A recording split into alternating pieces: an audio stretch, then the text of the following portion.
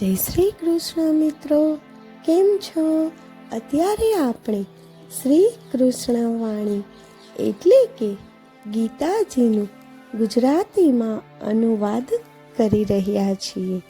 તો ચાલો શરૂ કરીએ આપણે શ્રીમદ ભગવદ્ ગીતા અધ્યાય 10 વિભૂતિ યોગ.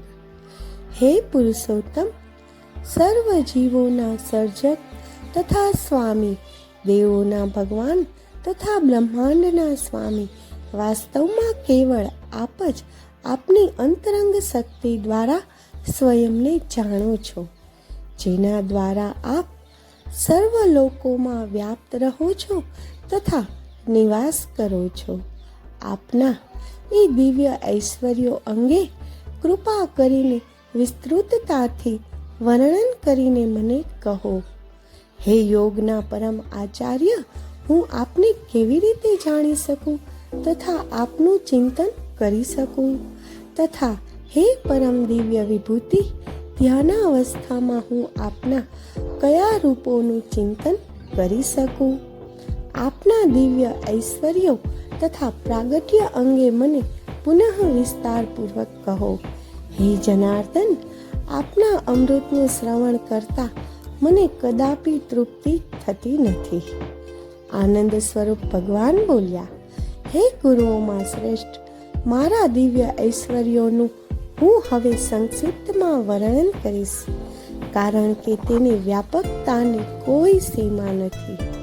હે અર્જુન, હું સર્વ જીવંત પ્રાણીઓના હૃદયમાં સ્થિત છું. હું સર્વ જીવોનો આદિ, મધ્ય તથા અંત છું. અદિતિના 12 પુત્રોમાંથી હું વિષ્ણુ છું.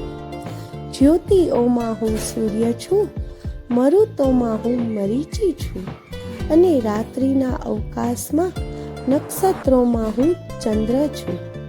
વેદોમાં હું સામવેદ છું, અને સ્વર્ગીય દેવોમાં હું ઇન્દ્ર છું. ઇન્દ્રિયોમાં હું મન છું, જીવંત પ્રાણીઓમાં હું ચેતના છું. સર્વ રુદ્રોમાં મને શંકર જાણ.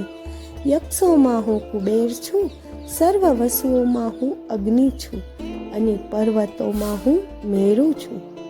હે અર્જુન, સર્વ પુરોહિતોમાં હું બૃહસ્પતિ છું. સેનાપતિઓના પ્રમુખમાં હું કાર્તિકેય છું, તથા જળાશયોમાં મને સમુદ્ર જાણ. મહર્ષિઓમાં હું ભૃગુ છું, અને ધ્વનિમાં હું દિવ્ય એકાક્ષરી ઓમ છું. યજ્ઞોમાં મને જપ યજ્ઞ જાણ, તથા સર્વ અચળ પદાર્થોમાં હું હિમાલય છું. વૃક્ષોમાં હું વડનું વૃક્ષ છું. દેવર્ષિઓમાં હું નારદ છું. ગંધર્વોમાં હું ચિત્રરથ છું, તથા સિદ્ધોમાં હું કપિલ મુનિ છું. અશ્વોમાં મને ઉચ્ચૈશ્રવા જાણ, જે અમૃત માટે થયેલા સમુદ્ર મંથનમાંથી ઉત્પન્ન થયો હતો.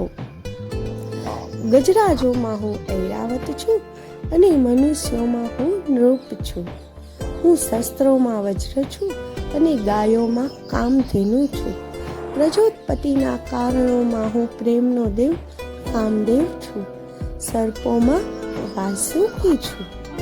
જય શ્રી કૃષ્ણ, જય દ્વારકાધીશ.